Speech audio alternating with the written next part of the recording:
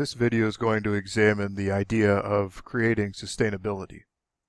Throughout our course, we've been studying environmental problems, and it's worthwhile to realize that this can become a daunting and overwhelming topic. And the danger of that is that it can lead to a fatalistic outlook. Fatalism is a feeling that nothing can really be done, that the problem is too big. So this last presentation is really meant to solidify the point that we are not doomed, that there are things we can do, and the key here is examining where and how we can exercise our agency. And agency is the ability to act, and that doesn't have to just happen individually, it can also happen collectively. When we start to think about solutions, it's helpful to think in terms of these three different actors. We have the state, which involves the government and the military and basically the entire political branch. We have the market, which is business actors, organizations, companies. We have civil society, and that involves everyday citizens. So the question is, which of these is dominant? Which is subservient? Are there any coalitions, and what are the outcomes? So these are the different types of dominance that can logically take place.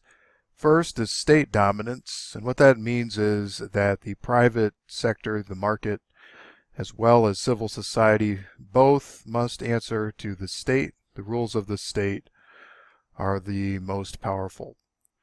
In a context of market dominance, that means that economic actors, and recall that that includes companies and organizations.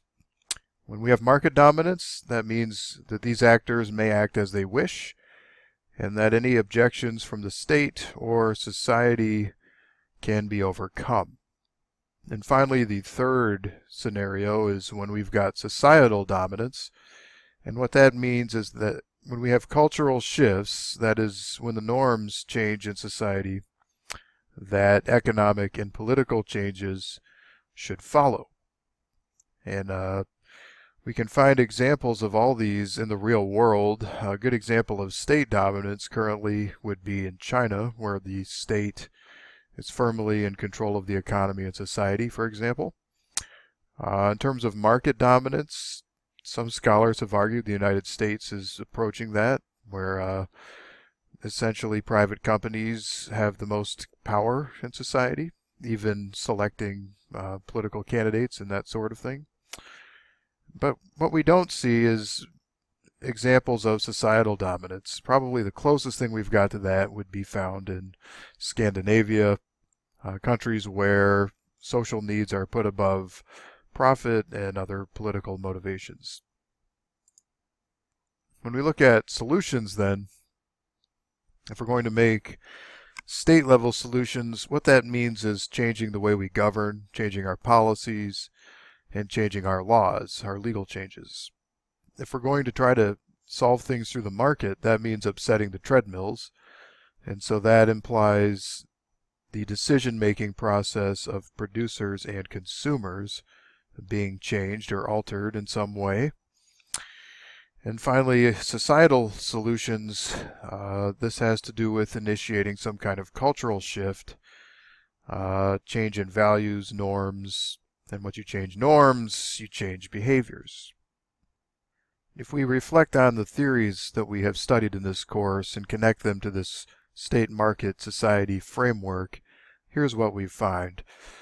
In thinking about demographic theory, that essentially points to the fact that there are too many people, there's too lavish of a lifestyle in terms of affluence, and there's too much irresponsible technology use, and the three of those things combine to create environmental problems. The basis of that perspective lies primarily with society. And a lot of that has to do with norms surrounding family planning when we're just talking about population, norms surrounding technological use, and norms involving affluence. But of course, societal norms don't exist in a vacuum. They're greatly influenced by the state and the market. If we think about the conflict perspective, that points us towards political and economic problems. There's something about the laws, there's something about the decision making of market actors that's leading to the environmental problems. So the basis is in the state rules and market behavior. But of course, those in turn are influenced by society. If we look at the constructionist perspective, that pointed us towards ideological systems of beliefs and values, which in turn set up social norms, and those norms are creating the problems. So this is really about culture and about socialization, and therefore has a lot to do with societal beliefs, values, and norms. And again, we can look at the fact that those are shaped and influenced to a large degree by market actors as well as by state actors. So a lot of the reasoning behind going through all these theories in such depth and thinking about the root causes of environmental problems is that once we've identified the true root cause of the problem, then that will help us and enable us to identify the appropriate solutions. So if we have identified the problem to lie with the state, that is to say there's something about our laws, our regulations, or perhaps the lack thereof that's the problem, that this will require a state-level solution. If there's a problem with the market, that is, economic actors are acting irresponsibly towards the environment, then that will require a market-level solution. And if there's something wrong with society in terms of its values, its norms, its behaviors, then that's going to require a societal level solution. So what we don't want to do is apply the wrong solution. If the problem is the state, we don't want to fix that through culture. If the problem is the economy, we don't want to fix that through going after individual lifestyles. We need to find the corresponding solution to match the problem.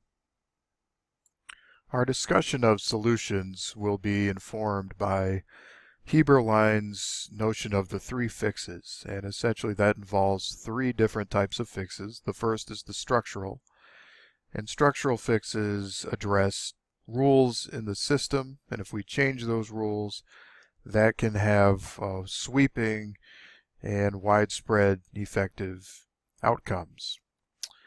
Agency is not really part of that equation. The difficulty, though, is implementing structural fixes. They're hard to create. That, of course, depends on the size of the system we are trying to change. Compare a national government to the government of a local community, for example. Technological fixes have to do with changes directly to the environment to solve the problem. And that can create efficiency gains, technological fixes. But as we noted at other times in this course, Jevons paradox is a problem. That means these efficiency gains may be offset by more consumption. Finally, the third fix has to do with changing minds. So the idea here is we'll create corrections or we'll solve problems by convincing individuals one at a time that it's in their best interest to act differently. That, of course, has problems, as we've noted, when we studied the attitude-behavior linkage and noting the fact that people are not rational actors all the time. So ideally, if we do have cognitive fixes, it's happening at a cultural level, and that means we're changing norms more than individually held attitudes. Here's a good example that will demonstrate the three different fixes. The example has to do with seat belts, and of course seat belts were added to vehicles because it was believed that they would help reduce injury and actually save people's lives in the event of accidents. The problem at the time was that people were at least a good number of people were quite reluctant and fought wearing the seat belts. They felt that it was uncomfortable, they didn't really like how it restricted their movement in the vehicle, and so forth. So if we look at this in the framework of the three fixes, the first thing we can point out is that seat belts are a technological fix. The idea here is we will reduce accident injuries and deaths by using this new technology of a seatbelt. Implementation, at one level was done cognitively. There were ad campaigns, there were lots of discussions, high level, high profile discussions trying to convince people it was in their interest to wear seatbelts, and some people did. But there were still a good number of people that refused. And as a result, the effectiveness of the seatbelt was greatly limited because it was not fully adopted. The structural fix, this involves passing a law, making a change in the rules, as we said, in the system.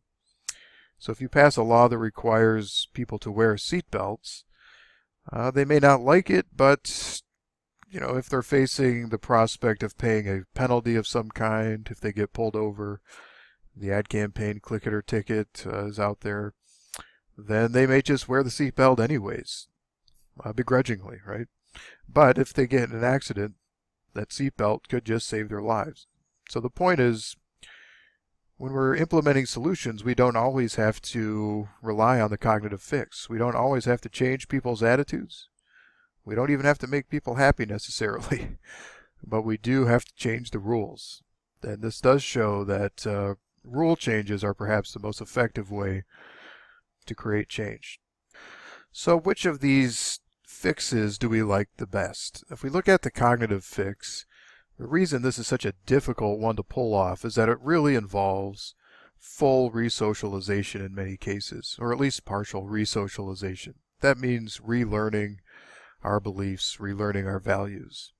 And out of that, at a cultural level, relearning our norms.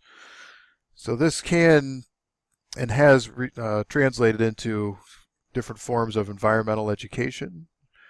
For example, if we can integrate more environmental education into K through 12 education, perhaps people's values will start to become more environmental.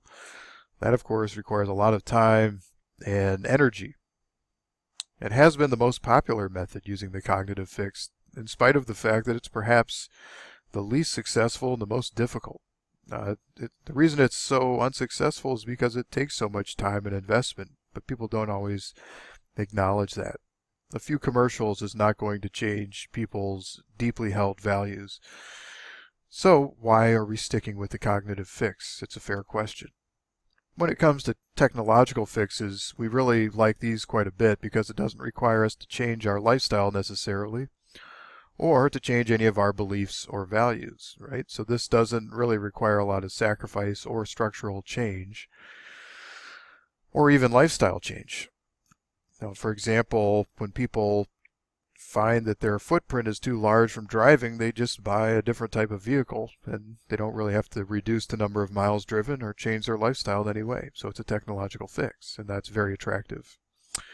Of course, we already noted the limitations of this with regard to Jevons paradox.